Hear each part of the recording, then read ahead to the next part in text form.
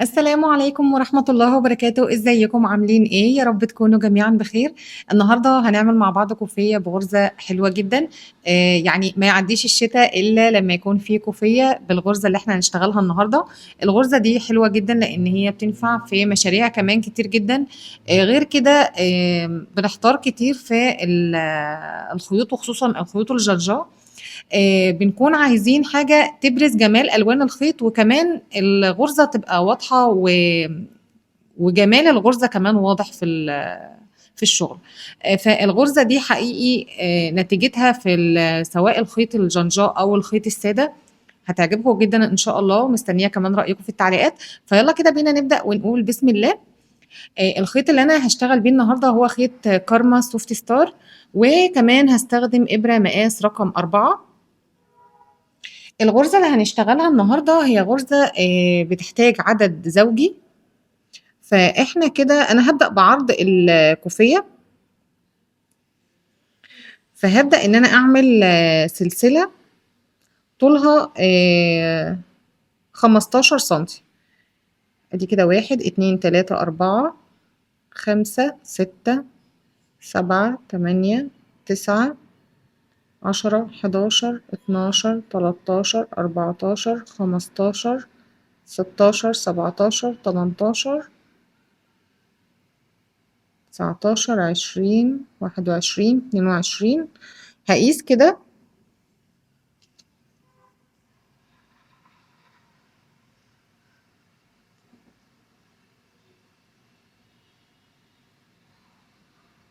كده 15 سنتي. فأول سطر بقى هنبدأ نأسس الغرزة بتاعتنا، فهنروح للسلسلة رقم 3، يعني 1 2 1 2 3. هروح في ظهر السلسلة الرابعة، هلف الخيط كده على الإبرة وأبدأ إن أنا أشتغل سطر أو كل الدور ده من غرزة العمود بلفة. يبقى أنا هشتغل السطر الأولاني ده كله غرزة عمود بلفة. طبعا بنشتغل في ظهر السلاسل علشان يكون طرف الكوفية متناسق زي آخر الكوفية بالظبط، اللي هو مديني شكل حرف الفي بتاع السلسلة. ففي كل بقى سلسلة هتقابلني هشتغل غرزة عمود بلفة. هخلص كده السطر ده وبعدين ارجع لكم عشان نطلع السطر اللي بعده ونبدأ الغرزة بتاعتنا. هنا بعد ما خلصت السطر الأول من غرزة العمود بلفة، هاجي هنا هرتفع سلسلتين. طبعا احنا عارفين ان ارتفاع غرزة العمود بلفة 3 سلاسل، بس هنا هنعملها ارتفاع سلسلتين علشان يبقى الجنب بتاع الكوفية بتاعتنا مظبوط ومشدود.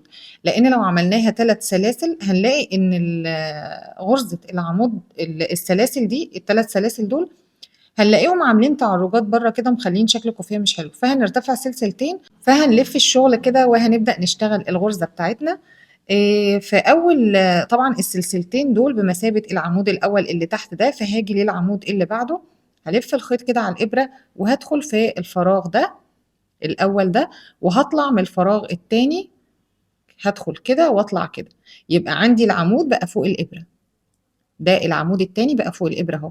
هلف الخيط بقى واطلع واكمل غرزة العمود الامامي، ده اسمه كده عمود امامي او بريد امامي.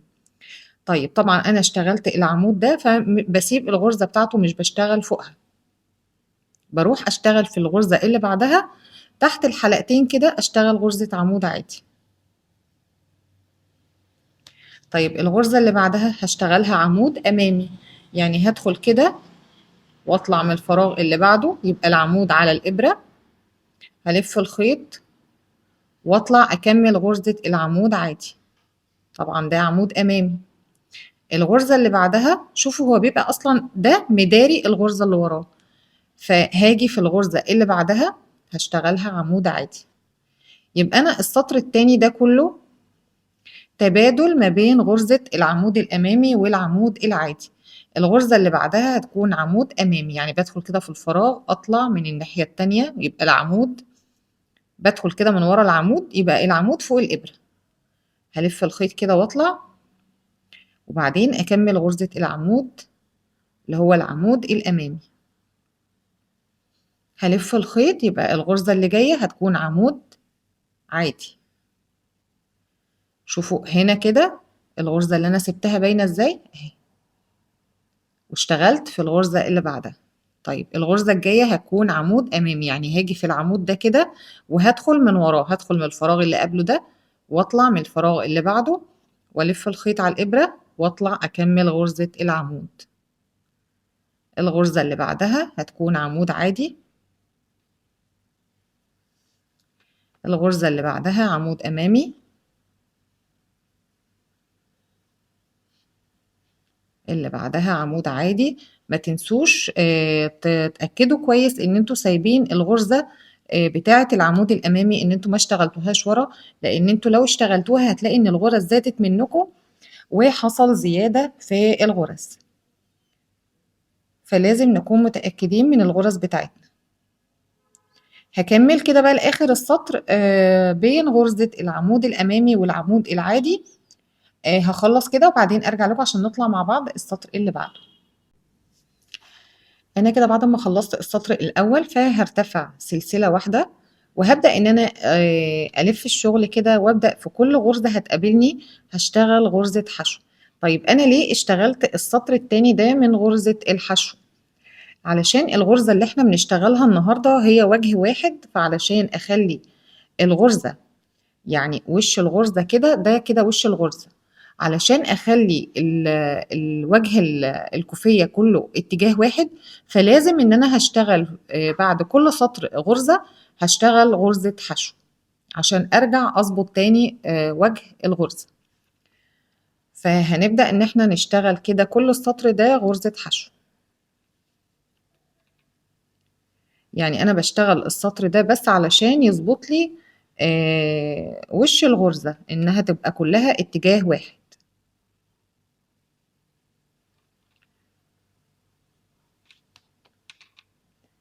هخلص كده السطر ده كله غرز حشو وبعدين ارجع لكم علشان نطلع مع بعض السطر اللي بعده. جيت كده لاخر السطر، ففي ارتفاع السلسلتين دول في السلسله التانية هبدا ان انا اعمل غرزه حشو برضو، وبعدين هبدا دلوقتي ان انا الف الشغل واشتغل الغرزه بتاعتي. فهرتفع هنا سلسلتين، اتفقنا ان احنا نرتفع سلسلتين بس علشان يبقى عندي الطرف بتاع الكوفية شوفوا مشدود وحلو ازاي، انما لو عملناه 3 سلاسل هتلاقوا فيه هنا تعرجات كده وشكله مش حلو. طيب انا هنا كنت بشتغل طبعا احنا ارتفاع السلاسل ده بمثابة اول عمود تحت هنا فمش هنشتغل فوقه. طيب العمود اللي بعده كان عمود امامي او بريد امامي، فهاجي كده ده الارتفاع اهو وده اول غرزة، دي تاني غرزة، فأنا هاشتغل فوق تاني غرزة اللي هي كانت عمود أمامي هاشتغلها عمود عادي. يعني معنى كده إن أنا ببدل إن الغرزة العمود الأمامي اللي تحت بشتغلها فوق عمود عادي، وغرزة العمود العادي اللي كانت تحت دي هشتغل فوقها عمود أمامي. واخدين بالكم ازاي؟ يعني فوق العمود الأمامي هاشتغل فوقه عمود عادي، هنا قابلني عمود أمامي اهو يبقى هاشتغل فوقه عمود عادي. خدوا بالكم إن احنا بنسيب الغرزة اللي احنا بنشتغلها عمود أمامي. طيب العمود اللي بعده كان عمود عادي فهروح أشتغل فيه أو عليه عمود أمامي.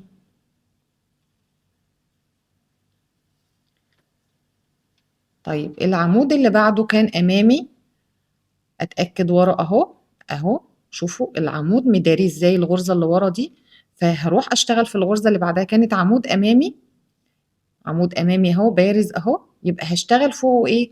عمود عادي.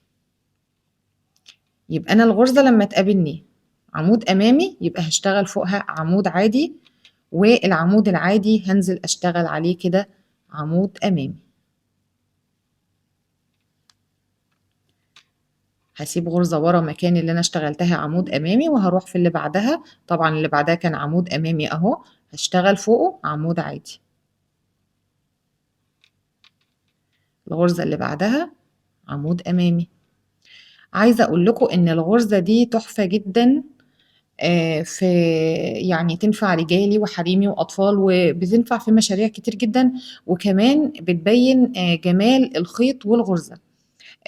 وخصوصًا كمان إن إحنا بنحتار في الخيوط الجانجا، بنبقى محتاجين غرزة تبيّن فعلًا جمال تدرجات الألوان، فدي من ضمن الغرز اللي باحبها جدًا في الخيوط الجانجا. فالغرزة كده اللي جاية عمود أمامي أهو، فهاشتغل فوقه عمود عادي. الغرزة اللي بعدها هتكون أمامي، يبقى أنا بابدِّل كده بين العمود الأمامي والعمود الخلفي. الأمامي باشتغل فوقه عمود عادي، طبعًا أتأكد ورا إن أنا سايبة الغرزة اللي أنا باشتغلها عمود أمامي. الغرزة اللي جاية عمود أمامي. اللي بعدها أهو أمامي، يبقى هاشتغله عادي.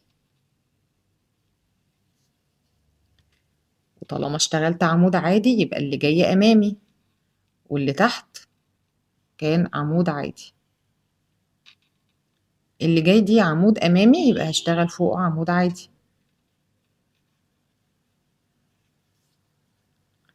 اشتغلت عمود عادي يبقى هانزل تحت أشتغل عمود أمامي. طبعًا العمود اللي أنا باشتغل عليه بيكون أصلًا اللي تحت ده عمود عادي وباشتغل فوقه عمود أمامي. باسيب غرزة ورا، أرجع أشتغل عمود عادي. دي أمامي، ده كان عادي، هاشتغل عليه عمود أمامي. الغرزة اللي جاية عمود عالي. وفي الارتفاع هنا أو غرزة الحشو هنا هاشتغل فيها عمود عادي. يبقى ده كده السطر الأول. هنا بقى هارتفع سلسلة وهالف الشغل وهابدأ إن أنا في كل غرزة هتقابلني هاعمل غرزة حشو. واتفقنا إن إحنا بنعمل غرزة الحشو دي علشان نظبط وش الغرزة لأنها اتجاه واحد. ففوق كل غرزة كده بتقابلني باعمل غرزة حشو.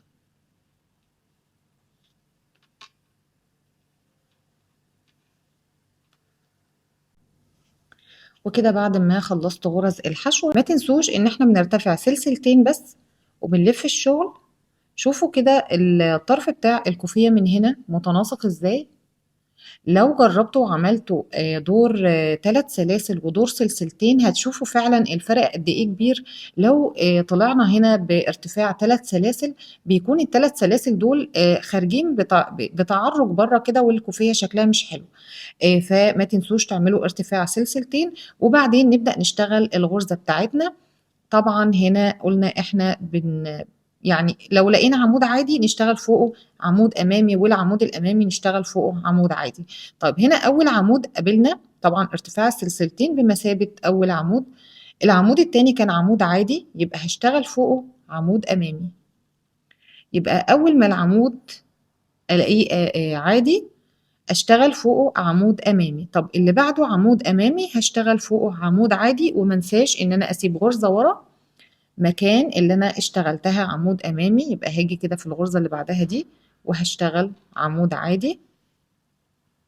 طيب اللي بعدها كانت عمود عادي هاشتغلها عمود أمامي.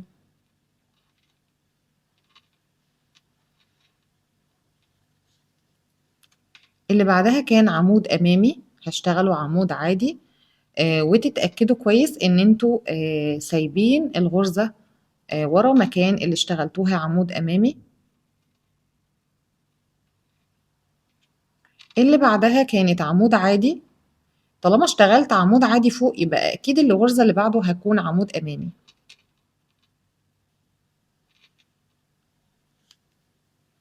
طالما اشتغلتوا عمود أمامي يبقى أكيد الغرزة اللي بعده عمود عادي.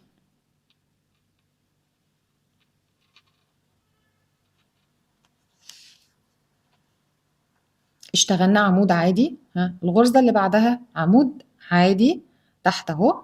فهاجي بقى كده واشتغل عمود أمامي.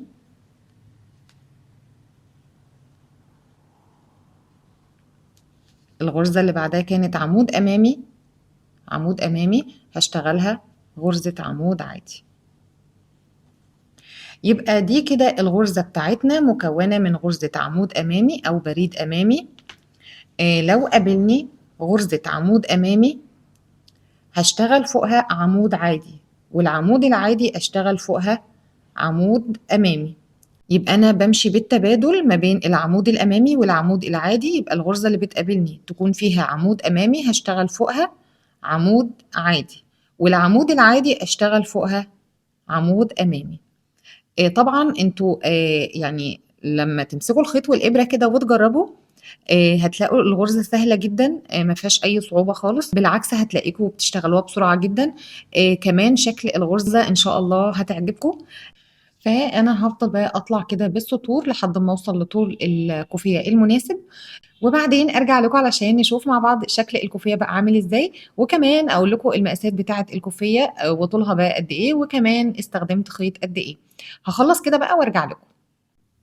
وده كده كان شكل الكوفية بعد ما خلصت، شايفين بقى جمال الغرزة؟ تحفة بجد. طبعًا الغرزة رجالي وحريمي مع توظيف الألوان زي ما تحبوا. الكوفية أنا عملتها طول 180 سنتي، أنا عاملاها كوفية رجالي. لسه إن شاء الله هاركّب ليها الشراشيب بس هاعملها في فيديو منفصل إن شاء الله. عايزة أقول لكم طبعًا إن الكوفية علشان تعملوها لازم معاكم يكونوا شلّتين. كمان بقى بافكّركم لو الفيديو عجبكم واستفدتوا منّه ما تنسوش تدعموني باللايك وتشجعوني بكومنت.